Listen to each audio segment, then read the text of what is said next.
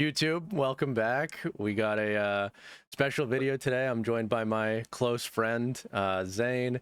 Zane actually introduced me to hockey, fun fact, back in our heyday, in our youth. But we're going to run through the NHL teams and pick a breakout player that we could see reaching new heights in the upcoming season. We're going to run through the teams by conference. So we'll start in the West and go alphabetically through the West. But with that said, Zane, I'll pass it over to you to get us started with the Anaheim Ducks. Yes. With the Ducks, I've picked Cutter Gauthier, which is probably honestly a lot of people's pick to be a breakout player next year. His rookie season was last year, and he 44 points and 20, Mm-hmm. 20 goals, 24 assists. I believe that was in a full season to 82 games played. Yeah, so he didn't miss a step last year, which I think is good. There's no off season of injury recovery, or at least that we've heard. But Yeah. yeah, and then the Ducks picked up better players. I mean, he was played a lot with Alex Killorn, and say what you will about that. I think Granlund and Kreider are both better players than Killorn, and I think he'll be playing with one or both of them. I think one, Yep. like I said, I think he plays a lot of his time with Mason McTavish. A lot of his points come with Mason McTavish. Mm-hmm. His even strength, his best line mate was Mason McTavish with 18 points altogether, and power play as well, 5 points with Mason Yeah. McTavish. So both of them bounce off each other. So I just think you add Granlund or Kreider to that line, it's Yeah. instantly better. And I think he was power play 2 last year. I don't know. I would think he gets power play 1 minutes this year, which just feels like a boost of points no matter what. So Yeah. yeah, I think I 44 points is what he got last year, 20 goals. I think honestly, if I'm being brave, I'd say he probably pushes the 30 goal mark. Yeah. Um, I could see it, with this honestly. with this upcoming season, like I said, better teammates, and I still feel like the Pacific can kind of feast there, Yeah. a That's little pretty bit. true. That's pretty true. Yeah, I know. We'll talk on a team that you could probably feast on with the next pick here, honestly. But Yeah. but yeah, I haven't said this to you yet, I guess, but I like the Cutter pick. I think it like makes a lot of sense for all the reasons that you said, and Yeah.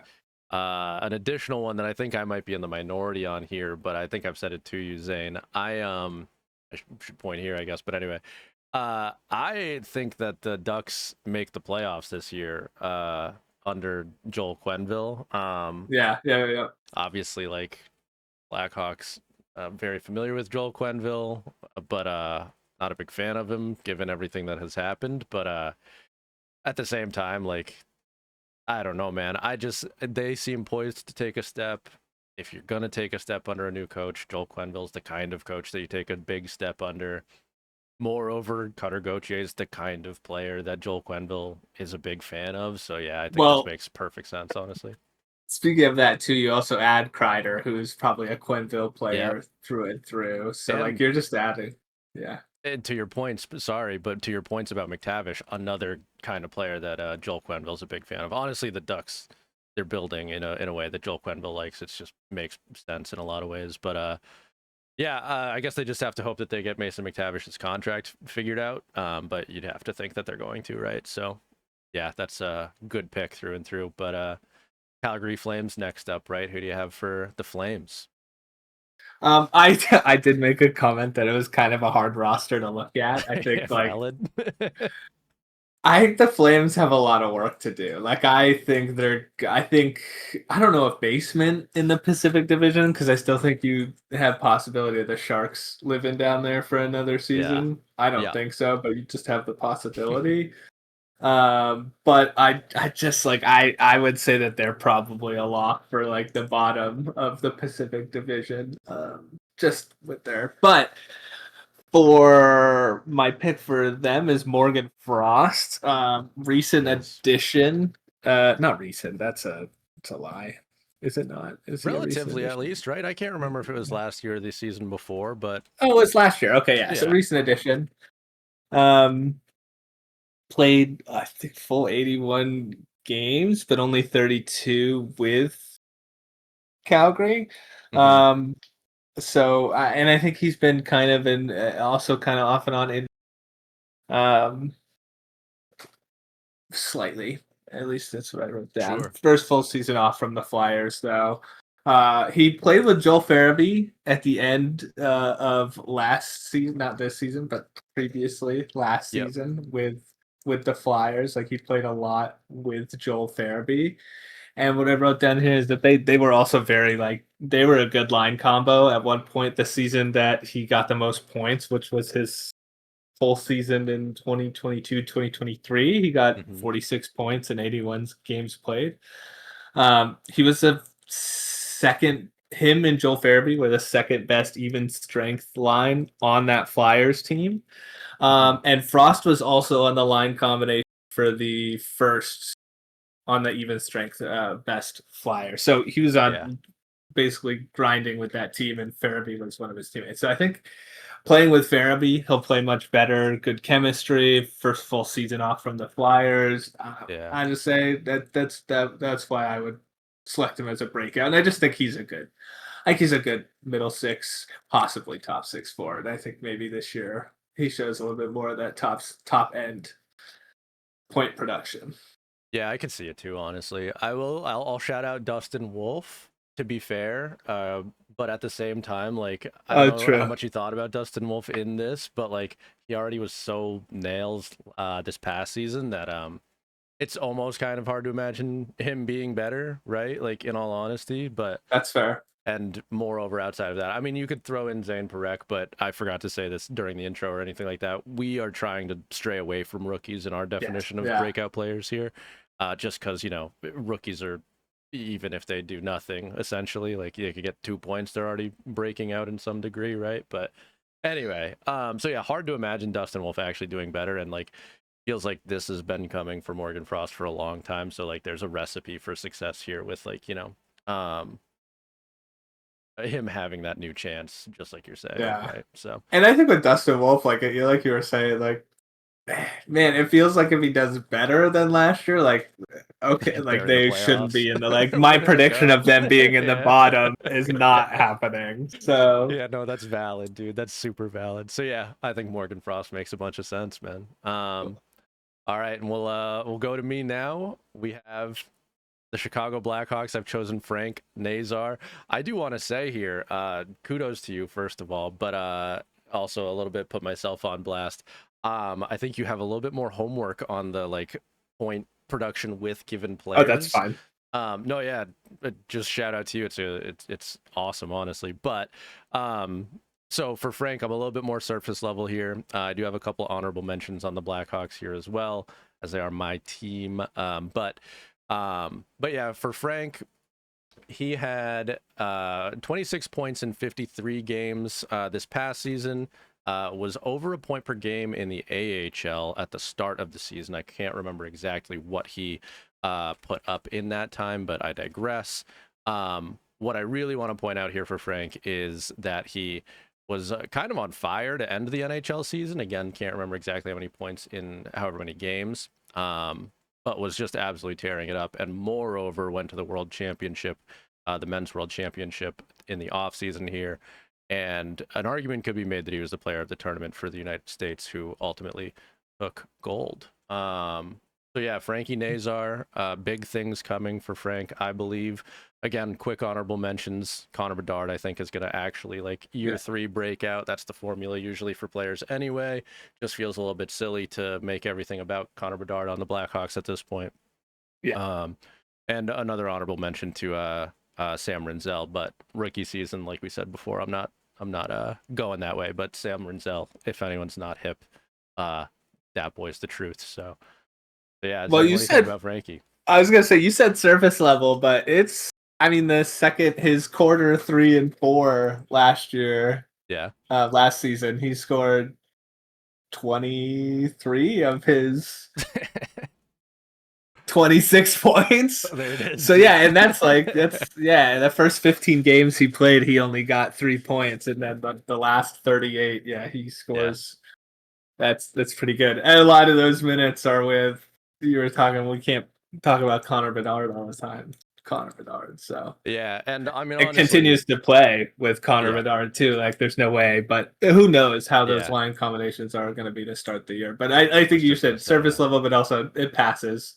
It Appreciate passes that. Honestly, the the stat test validation. too. That's good. But yeah, it's question marks around the Blackhawks lineup. Still, Yeah. question marks about if Frank is a center, Connor's a center, but that's a topic for another time. I've talked too much about the Blackhawks on this channel already, so I'll move on to the Colorado Avalanche, who the first team that we're encountering, I think, that is like hard to Ooh, pick yeah. because they're all too good. There's plenty of them that will still come through the rest of the video here, but yeah, I had a hard time thinking about Colorado here.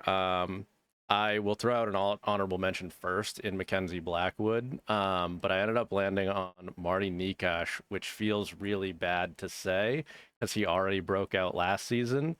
Um, and it honestly, I could waffle either way because they both, Blackwood and Nikash, were both like really good.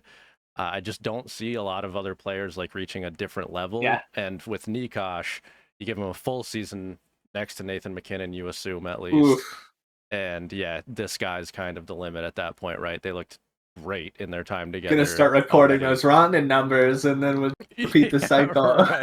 Yeah, that's my thought process, honestly. And like again, it seems kind of insane to say because he was on fire to start last season. Nikosh Yeah. was, but I almost feel like I guess you could extrapolate his start to be a full season next year when he's playing with McKinnon, right? Yeah. So anyway, yeah, not a totally exciting pick. I will quick honorable mention, I guess, to Brock Nelson, who I wanted to throw in here for a similar reason of like you get exposure to Nathan McKinnon, you Yeah. could reach new career heights, even though he's a geezer. Yeah, it's like um, breakout player as a 35-year-old. Yeah. exactly. Yeah. Yeah. But honestly, like I mean, they both play center, and chances are Yeah. they're not going to get a lot of time together anyway. So again, ended up on Nikosh. But anything you want to add to Marty No, Nikosh I here, like or a that. different I player think for that matter? I mean you're talking about Blackwood, an honorary, Yeah. graduate of the Sharks Rehabilitation Goalie Center. Yeah, no, and like he was good last year. Nikosh I like though, because like all those things are exciting to think about him playing Yeah. with a full season, right? And like I said that about Rodden, and that's not knocking on. Obviously, he's on Dallas, and he was popping off at the. He got to put the dagger in the back of Colorado, anyways. Nice. Um, but I really do think like if you're a good player and you get to play with other great players, like it's just like you said, the sky's the limit. He's Yeah. scoring a bajillion points. Yeah, Yeah. Just like Seth Jarvis said he did in Carolina last year. Actually, yeah, fun fact. exactly. That's a direct quote. All right, on to the next one. We've got Dallas here. And a little fun fact, a little behind baseball for the folks at home. I actually deleted my notes here for Dallas. Luckily, I remember exactly who I had here, but this is gonna be oh, I messed up the production too. My bad. Give me 1 second. This is gonna be Maverick Bork though.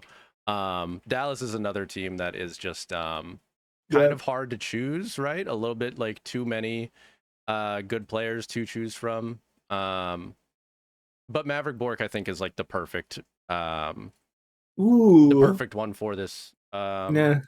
for this exercise. You know what I mean? He's coming off of his rookie season, highly touted rookie, just signed a new contract as well.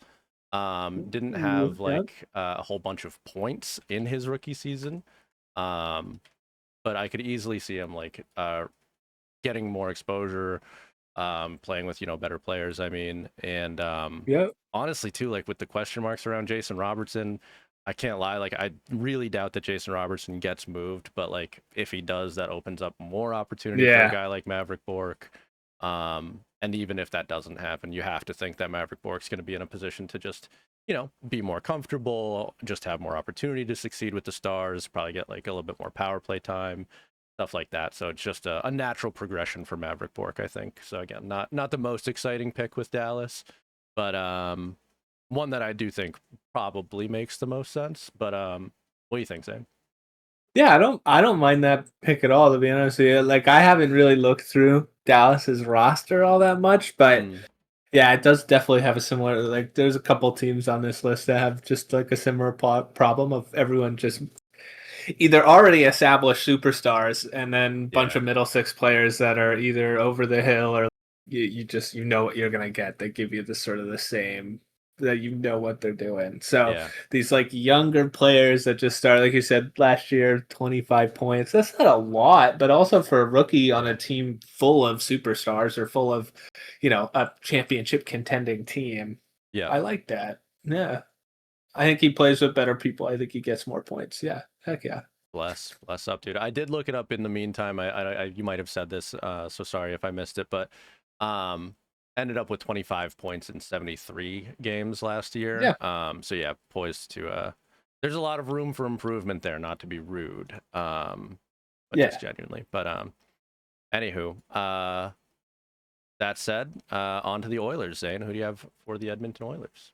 Yeah, this one. So I think for the Oilers, as you were talking about, like there's just so much going on. They have, Draisaitl, all of them. I think it'd be silly to sort of focus on like top end talent on that team. I think for them, what's going to push them over the edge at this point is their middle six, and so Sure. and they just signed this person to I think like a 6-year contract, Trent Frederick. Yeah, there it is. Yep. Yeah. Trent Frederick, I really think a 6-year contract for somebody. I mean, they're really hoping that he is this person. He is this person to sort of push their middle six, make that mushy middle just a little bit more firm. I mean, the last year, 57 games played with I think 57 altogether last year, if I'm remembering that correctly. And he got 15 points. That's not good. But that's not really like what they're looking for in him. Like, yeah, it Yeah, was that's 15 valid. Yeah. points over a 50. Like Boston, nor Boston's not really looking for that from him. Yep. I don't know why they're, but Edmonton, I don't think, but I think Edmonton does actually need that from him. Like his Sure. season before last season, in a full season, he got 40 points, and that's like I think more what they're looking for. Yep. In the middle six production, and it was strictly with Boston. I think you give him a full season with sort of those middle six players that Edmonton's has. I think he could possibly be their middle six star. If Sure. I mean, that sounds weird, but like those types of players that you're just like, oh, the glue, the Yeah. sort of the energizer bunny, the whatever. I think he could be that player for Edmonton. That's why I've chosen a Trenty boy, Yeah. and just because again, there's just not. They don't have goalies, so who's going to break out for them on the back end? I have no idea. Yeah. Yeah, it's tough to Um, say honestly, right? Like, because I don't think they even know who they want to be their goalie. yeah, I don't think They they do either, honestly. I, and their defense, like I mean, Bouchard, yeah, he's about to have another probably Norris season, but again, Sure. it's yeah, that is there. But yeah, I think Trent Fed, like you need middle six. The Oilers, if they really want to, for whatever reason, they at the end they can't make it. I think they need Yeah. just the middle six. They try every what last year was the Skinner experiment that didn't go well. No, it did not. Yeah, so Yeah, no, I think Trent Frederick makes sense for a lot of reasons. Obviously, you outlined the majority of it, honestly. Um, I don't have this actually at the ready, so I can't quote the exact number, but I do know that at one point in the playoffs, might have been the final, but definitely in the playoffs, Trent Frederick was leading the Oilers in expected goals for a yeah, time, which might be more of a statement about expected goals for than anything else. But point stands, he was getting looks, whether or yeah, not the Panthers were giving them to him, and you could see a world where that ends up translating. Again, to your point, like if he gets put with a Draisaitl or McDavid, Podkolzin had a lot of success with Draisaitl last season. You could see a guy who plays a similar-ish sort of game, a hard-nosed yeah, game, as people like to say, in Frederick here. Like you could see that making sense with Draisaitl next year too. So, yeah, to your point, there's always somebody that the Oilers try to shoehorn into that middle six superstar sort of role, and yeah, yeah. why not Frederick? I guess with Well, yeah, I signed him to asterisks 6 like years. Yeah, clearly Yeah. they're invested in him, like literally invested in him, right? Yeah. Asterisks that Isaac Howard will be stepping in, and I'm sure again if Yes. we're Yeah. talking about rookies, he comes to mind, but I digress. Um, but honestly, who knows? Maybe the two of them Well, are a good exactly, right? combination to be with Drysdale, right? So The beauty of yeah, being that middle six player, that plug and play yeah, like anywhere. Yeah. yeah.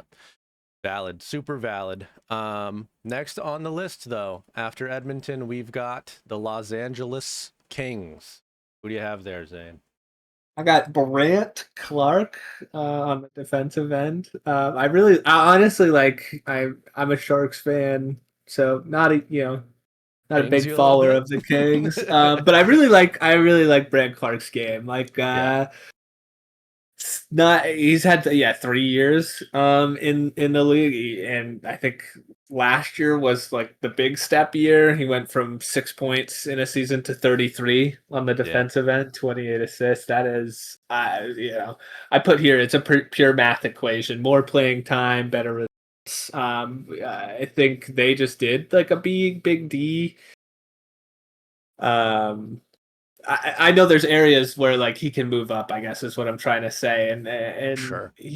I put here hopefully he's paired with Mikey Anderson, because last year anytime he was paired with Mikey Anderson, they were sort of he always got a points, what have you. I mean, he's so that's why I put that there. He may not be paired with Mikey Anderson, so there's that. Like I can't just rely, but I do just think 5 goals, 28 assists, 33 points last year at 78.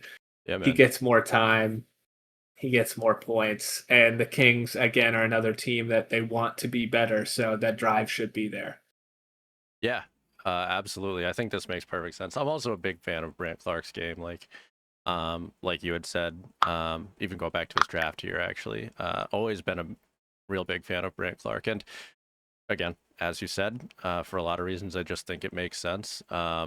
One of them being like not a whole lot of other options on the Kings too, right? Like not great ones even. Yeah, that's what I'm saying. Their Yeah, back end is a little. I mean, Joel Edmondson, right? sure. Who's on their back end now? It's just not good. It's just Yeah. not good. Nope, super valid. I honestly don't even have much to add to it, just because, like, again, I think this is like, I just think it's a great pick. Honestly, I think it makes Yeah. perfect sense. So, I will move us along to the Minnesota Wild in that case. I've got the Wild, and this might be a little bit of a hot take, honestly. I went with Marco Rossi though with the Minnesota Wild. Ooh. Okay. Okay. Um, I so like I was saying about McTavish earlier, Marco Rossi does not have a contract currently, and this could like completely blow up in my face for that reason, because of a couple reasons. One, if he like doesn't play, there's that would be that would make me look like a fool.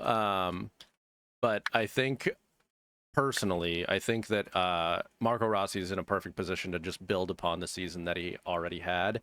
Um, Moreover, I'm hoping, and I could see him taking a step forward with a little bit of like a chip on his shoulder because of the message that he's gotten from the Wild at this point. So yeah, I think he was great last season.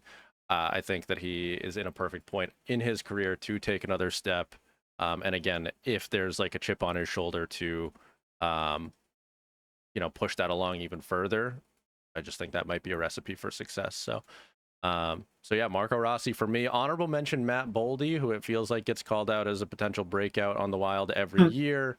Kind of feel Yeah. like he had his breakout season this year, but in fairness, a full season with Kaprizov, this argument applies for Rossi too, for that matter. But a full season with Yeah. Kaprizov, who knows where either of these guys look? But frankly, I'd probably see that benefiting Rossi more than Boldy as a player who in Boldy, I think can stand on his own too, a little bit better than Rossi can at this point, or at least he could have last year. But anywho, thoughts on Marco Rossi, Zane? I'm down. Yeah, I like that. I mean, the Wild. It's Wild. I feel like an enigma all the time. They're either just like really lights out, or sort of like Mm, just their offense is missing. So like, I don't know. Like, I do think that top line, what was Krill and Rossi was on that line too. Continue to be on that top line. Continue to yep. score at 60 points last year. Yeah, I like the idea of him getting way more. What do Yeah. you think?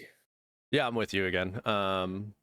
I again didn't have it up in ahead of time, but Marco Rossi 60 points last season. I think you just said that too. I could see him maybe Yeah. jumping up to 70, 75, even just with having Kaprizov, which maybe that's cheating in this exercise a little bit, but whatever. No, no, no. I mean, that's why But you predict it, right? yeah, valid, super valid. But all right, that brings us to the next team, which is the Nashville Predators, and that's another team that Oof. I found pretty hard to pick for. I will be honest, I ended Oldest up, team last year. yeah, Oldest dude. team in the league last Are year. they even again this year for that matter? Like I don't they didn't know. change a Let me whole look lot on that that up. front. Yeah. Um, but yeah, while you look that up, I ended up going with a rookie here because I just didn't see anything else really going on this team, frankly. And that said, I'll you know stop hiding it. I went with Matthew Wood here. Um, I'm a fan of Matthew Wood. I was a fan of him in his draft year.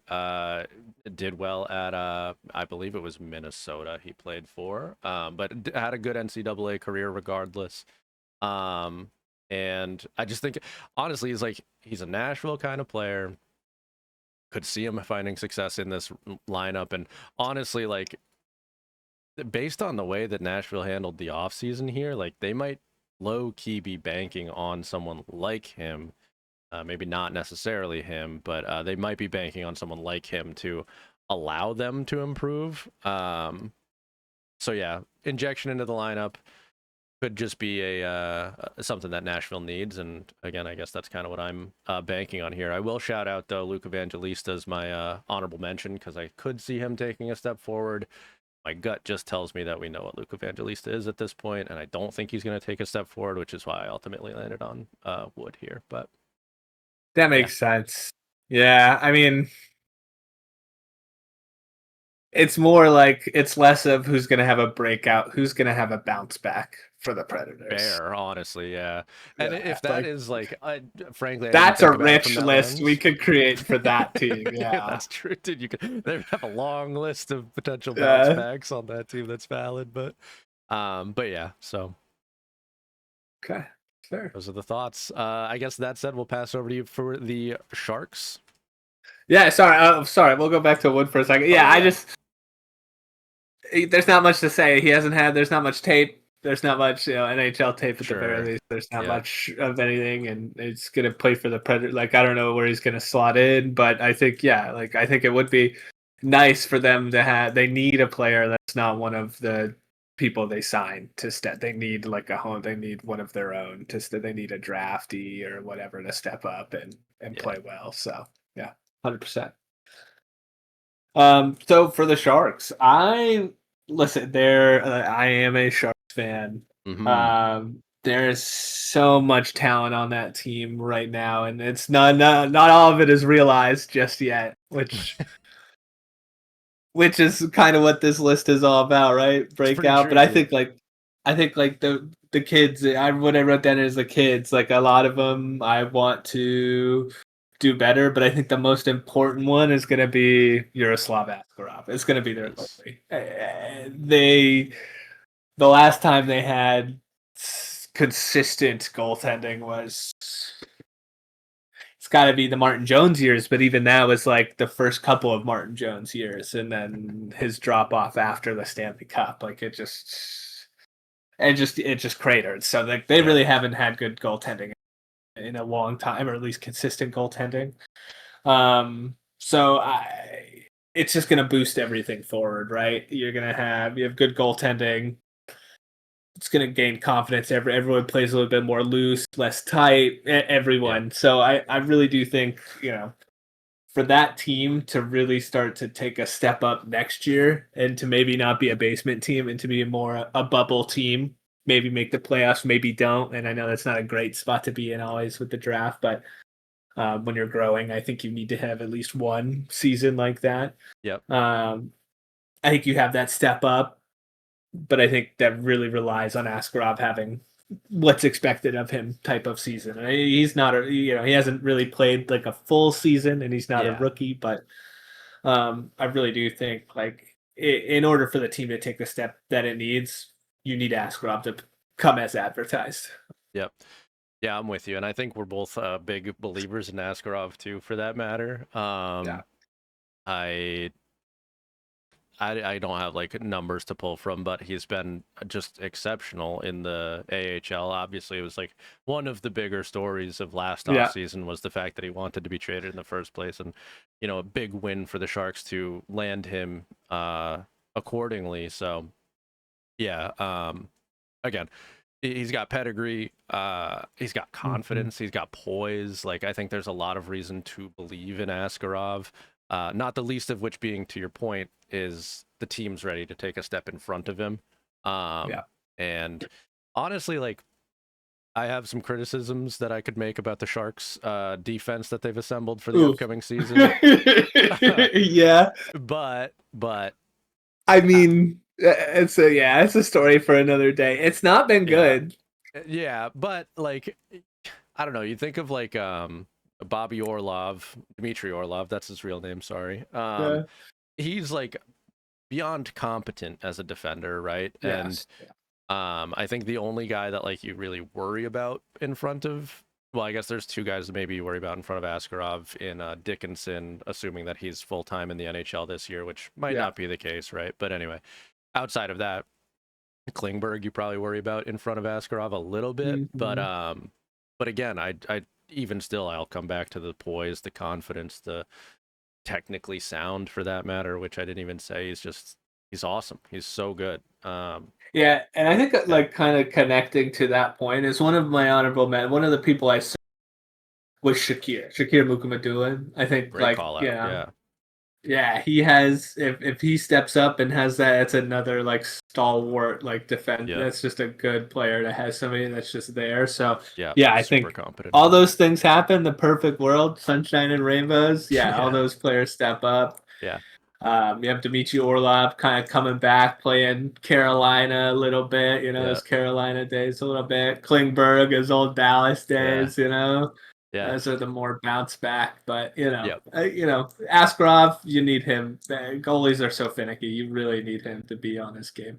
Yeah, and I don't actually know if I even said this to you, Zane, but on Twitter, I went on wax not too long ago saying that I think Askarov is going to win the Calder. Even I genuinely, again, maybe I just stan Askarov a little bit too much, but I could see him having like a Dustin Wolf-esque rookie. Well, I guess it's not his Last rookie Sharks season, to like win you the said, but Calder is Nabokov, maybe. I think that might well, not as even be goalie, true. I No, guess, but Macklin won it, right?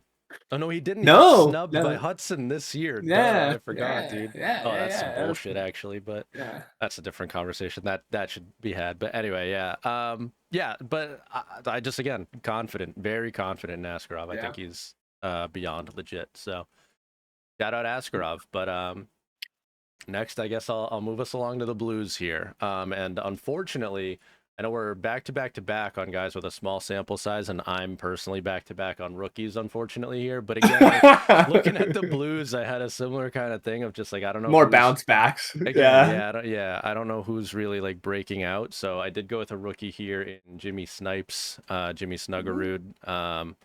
Honestly, Ooh. kind of a rinse and repeat of what I said about Matthew Wood in some ways. I think Jimmy Snipes, different kind of player than Matthew Wood, but just a super talented player in his time with the Blues last year. Had some decent success. He had 4 points in 7 games, so not terrible. And again, similar to what I said about Nashville, I think the Blues could use an injection of sorts.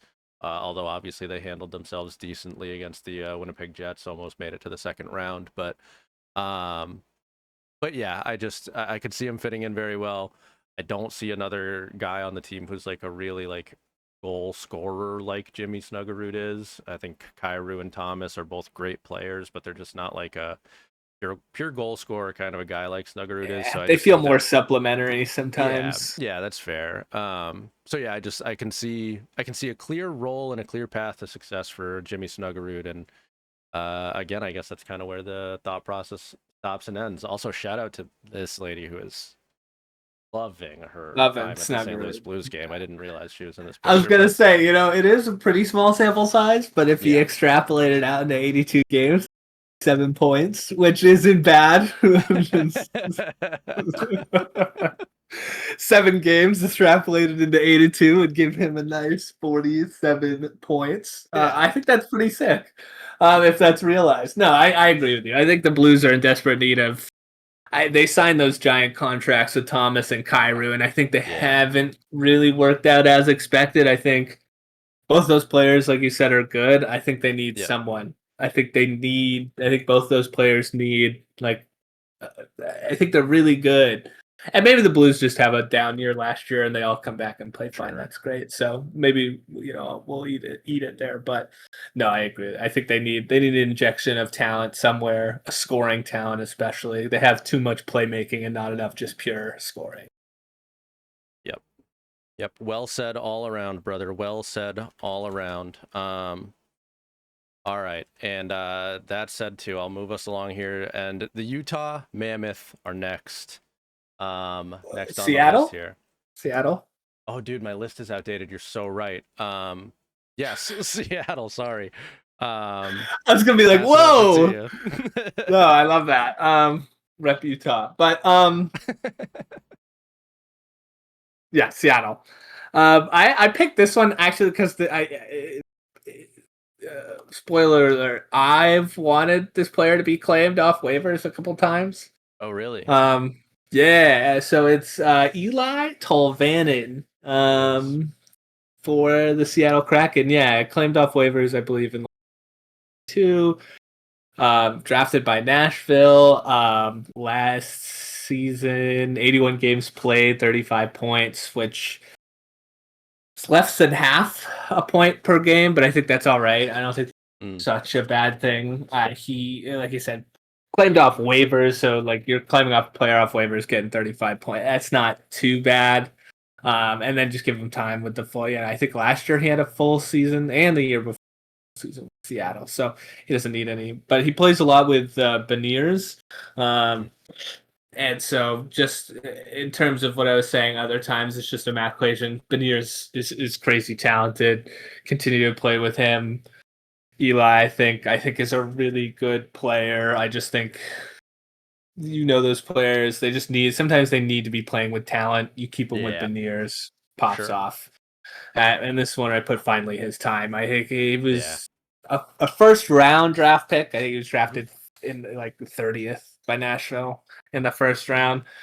So like his time, maybe that's a little dramatic for somebody who was picked like last in the first round. But That's fair. I think this is somebody who's had high expectations for a long time. Has kind of touched them, 41 points in the 2023-2024 season. Just a little bit more stability. I think Seattle as a whole was down last year too. Like the whole team was. There wasn't really a whole lot Yep. positive for them last year. Play a little bit better. Everyone gets more points. That's sort of my formula there. Sure.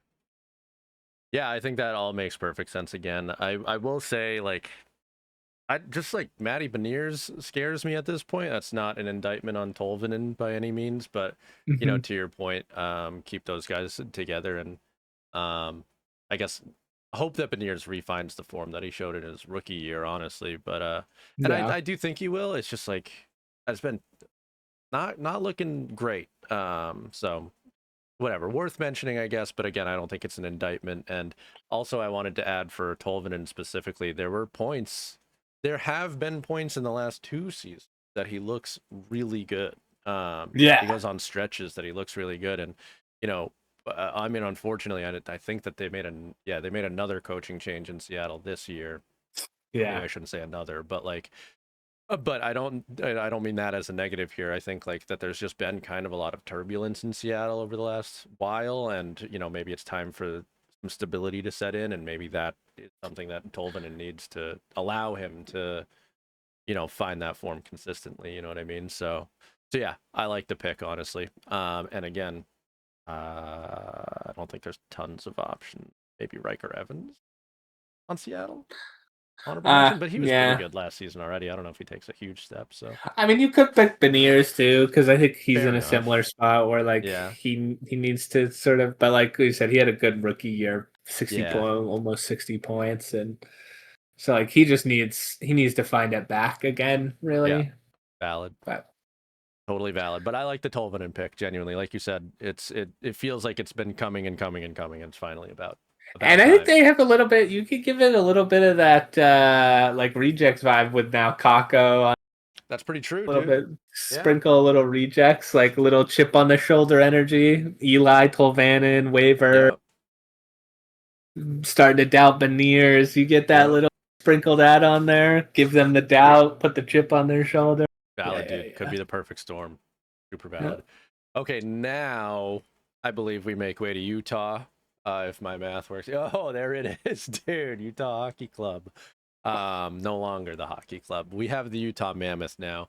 Yeah. And this one might be kind of weird. I wrote down several players for Utah Oh because yeah, it's spicy. Yeah, it's they're nice. stacked with young talent. Yeah. So let me just shout out my honorable mentions real quick. I've got Dylan Gunther and JJ Paterka. I was gonna say JJ. Yeah, Yeah, I think JJ's like the sexy pick for a breakout player, but at the same yeah. time, like he's been good in Buffalo, and I don't know that he's gonna reach a new height in Utah. I think that he's gonna find a solid home in Utah, but I don't know that he'll really like take a whole step forward production wise, not a big one at least. Yeah, I it's not do like the think opportunity is gonna be much greener. You know. exactly, yeah, like he still was playing with talent and had like was Yeah. leaned on in Buffalo, but I do think that Dylan Gunther's going to take a significant step forward. I just think that I think Logan Cooley is going to be like transcendent this year. To be completely honest, Hell yeah. I think Logan Cooley could be eyeing down like 100-point season in his third year in the league here, and it's just like all the pieces are in front of him for like a bang on insane breakout season. He's year 3, which is always when these guys break out. Like I kind of shouted out with Connor Bedard. Supremely talented, supremely like, high pedigree uh coming into his draft year and in the NCAA thereafter, and has been good in the NHL since. So yeah, anyway, just oh, and let alone the fact that he plays with Clayton Keller, who is already like a 90-100 point guy. Like it's just Yep. all the pieces are there to be again transcendent, like insane. So yeah, I'm going Logan Cooley. What do you think, Zane? A little insider knowledge too. They just finished some of the renovations, the renos for Yep, the Delta that's Center. right. They're gonna get more fans in there. No more Yeah, obstructed views. That yeah, place is gonna be bumping. that's true, dude. No, I really like. I mean, I actually drafted Logan Cooley. I think last year I dropped him early and Yep, regretted it. in our So fantasy league, yeah. yeah, so like I thought the same thing, and I panicked early. I don't have the diamond hands, as they say, and I fumbled the bag on Logan Cooley. So listen, I agree. I have no bad feelings towards Logan Cooley. I Yeah, hope he plays nasty, dude. I'm really hoping for this Mammoth team to be solid. yeah, I mean, little insider knowledge. I used to live in Salt Lake City. yep, I was there when the team like first got created. So like yeah, a little bit of soft spot, but also the team's really fun. I think it helps yeah. that you got a bunch of young players, fun players, and Good vibes. stuff like that. Yeah, exactly. Great So vibes all around. no, Yeah, I think Logan Cooley's a great pick. I like him. I've liked him since he's been drafted as well. So yep. I'm a big fan of the pick. I'm a big fan of him getting 100 points. I think that's crazy. I'm saying, man, that's like I think that's a 35-point jump. Yeah, he had 65 Too bad they points didn't this get last season. Marner. He'd be like 200 points. No, just kidding. But yeah, and last thing that I'll add for Cooley, I don't keep my ear to the ground too much on Utah or Logan Cooley specifically, but I have seen nonetheless that he has been grinding in the offseason. So yeah, again, just all the pieces there to take a colossal step for Logan Cooley. Um, okay, that said, I believe we're on to the Vancouver Canucks, Zane, right? Yes, I actually, I really like this one Mm-hmm. for a number of reasons, but I picked Philip Hedel. I won't belabor this one too long. Really no suspense here. Um, yeah, I think he didn't play that many games last year. I believe he was Sure. pretty much injured for most of the season last year. Um, so I mean that's not a lot of stats. It's 56 games played last year. Only 26 points.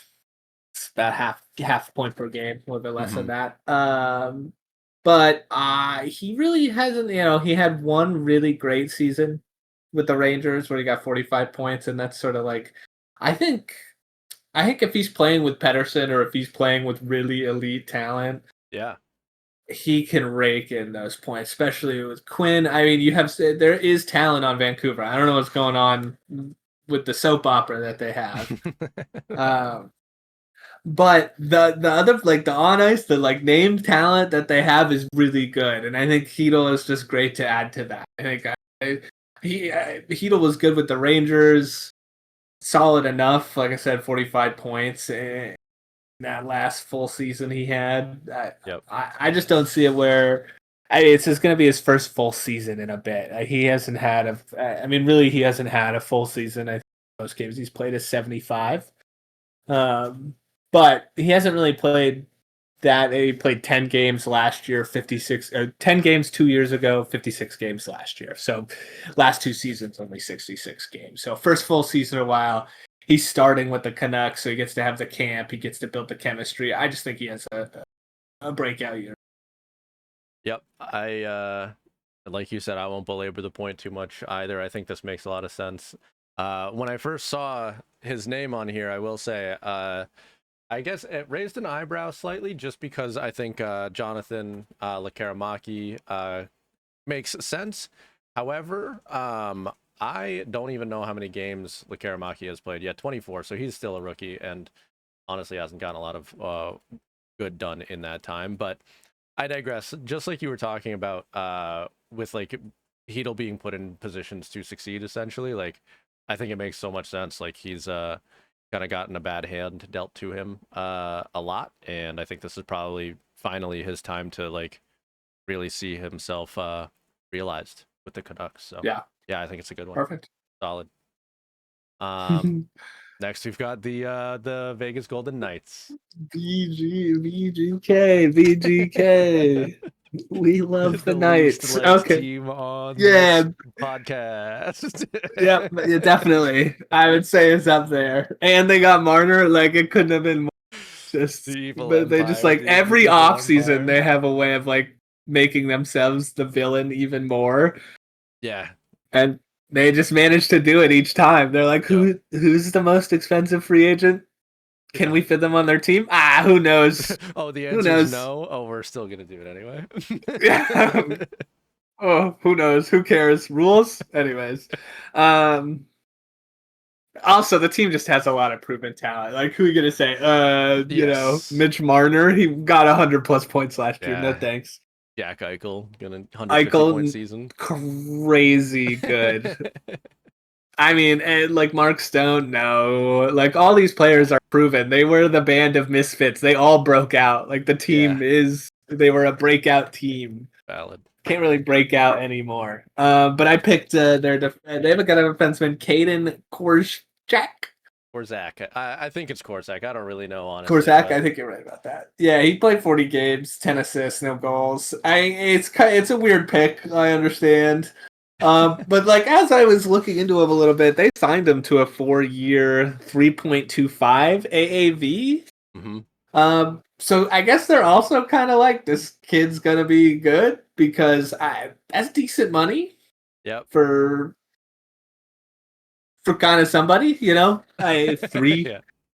for somebody on the back end that you're just like, I don't know if he's got it or not. They clearly know that he's got it. He's only got 40 Yep. games played. Yeah, Yeah. so they clearly see something.